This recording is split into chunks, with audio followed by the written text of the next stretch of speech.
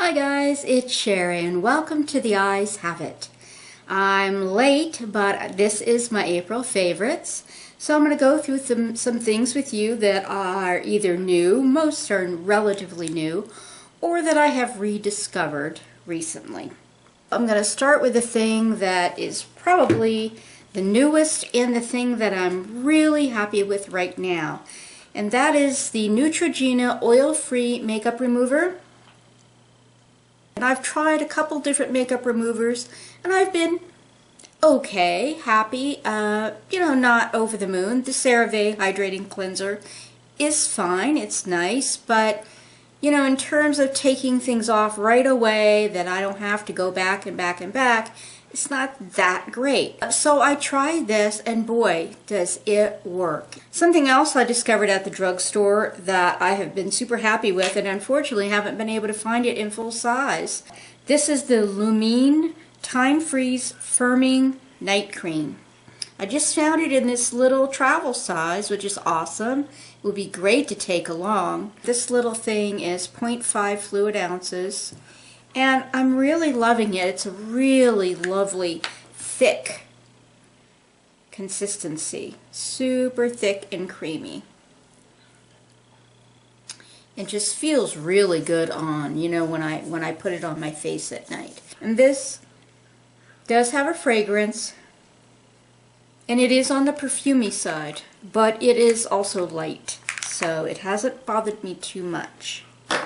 Okay, next are two things that I'm brand new to that have been recommended by people on YouTube, but I haven't quite made up my mind yet. I'm relatively positive, but I'm not willing to go all the way to saying, yes, I recommend this. And that is the Neutrogena Ultra Sheer Liquid Sunscreen SPF 70. It's a broad spectrum, 1.4 fluid ounce bottle. My issue has been, and I didn't realize at first, it's got one of those like BBs in it that you have to really shake it. And it's, one thing I didn't like is it's super liquidy. And the other thing I didn't like is that before I realized you had to shake it first, I found it gritty. But now that I've figured out that I have to shake it every time before I use it, I'm not having the grittiness quite as much. But it's still very watery, and so I'm not sold on it yet, but I do like that it is one of the highest sunscreens in like a liquid for the face. It does smell like sunscreen, but it's not like screaming. And then the other thing that I'm using and enjoying, but not quite sure I want to recommend it just yet, because I've only been using it for a week, and that is the Clarins Radiance Plus Golden Glow Booster. And if you saw my last haul, you saw this in there. And what this is just a little, tiny little container, 0.5 fluid ounce, so half an ounce. And it's just a little bottle of oil. What you do is when you put your lotion on in the morning, your regular moisturizer, you put a little pool in your hand and you put a couple of drops, like 2 to 3 drops, I'm trying to do it gradually, into your moisturizer. Then you just go ahead and blend it right onto your moisturizer and on. And it's not like you wake up the next morning and you're 40 shades darker or anything, but I'm noticing a subtle change, and so I like that. Okay, so those are my skincare things. And then let's go with eyes. This is a rediscover. This is what I'm wearing today. I bought this a year or so ago and I really loved it, and then it kind of got shoved to the back of my single eyeshadow pot drawer. Put it on this morning to go to my volunteer job at the school. And I thought, wow, I've forgotten about this. It's really, really pretty. This is an e.l.f. baked eyeshadow, by the way. It looks like it's called Burned Plum or Burnt Plum. It's a really pretty, very intense color. And that's what I have for most of my eyelid and a little up into the crease. And it's got some shimmer, but not a huge amount. And then the other shadow is this Salma Hayek Nuance eyeshadow duo that I got, that I showed in my last haul. And I'm not quite as crazy about the Dusty Rose shade as I am about the Champagne shade, but this is sheer Champagne and this is Dusty Rose. So what I did was I used the Champagne on the inner eyelid and as my brow bone highlight, and then I used the Dusty Rose as my transition shade to go from this really intense plum, these two shades together, or these three shades together rather. And I thought it worked pretty well actually. And then my last eye thing is the Sephora and Pantone Universe eye pencil in Parisian Night. This is part of a limited edition of these pencils, and it was called Elemental Energy. And I found it a couple of, well, maybe like a month ago now on the sales section at Sephora. But it's a pretty, it was in my haul back at that time. It's a really nice dark blue. A lot of my blue eye pencils are blue. And I don't always want that. Sometimes I want something that's not black, but, you know, that has the deepness. All right, moving on to blush. This is probably my newest blush. I'm not sure if I've shown it before. I may have in my last drugstore haul. This is a Baked Milani blush. Really pretty color. So pretty in pink. And the color is Delicioso Pink. And there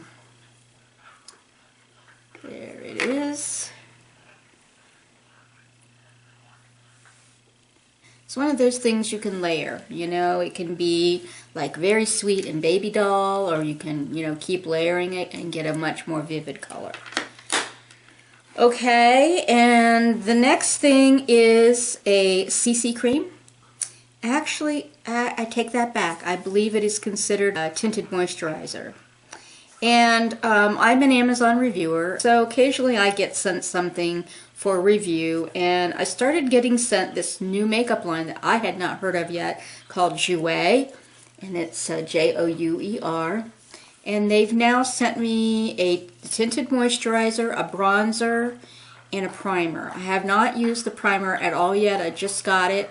The bronzer I used just briefly one day. And the tinted moisturizer I've used one day, but I really liked it. And as you know, I don't wear foundation most days. I do wear CC creams. I like the Lumine and I like the It Cosmetics one. But I liked this. I was expecting, I had never used anything that was considered a tinted moisturizer. And I thought that a tinted moisturizer would be like moisturizer with just barely tint in it and it would have no coverage. But I was pretty happily surprised. This is the color Nude. So this is it. It's got, you know, a pretty good thickness to it. I wouldn't say that the coverage is full, obviously, with a tinted moisturizer. But I will say that is a lot more coverage than I thought. I'm not wearing it today. And it's got a really interesting, almost cream to powder sort of texture to it. And I wore it a couple of weeks ago when I first got it. And I was actually pretty surprised and pleased about how it worked. Now, I don't know where all you can get this, but I do know you can get it on Amazon.com if you want to check any of their line out. Okay, and then the last things I have are 2 lip products.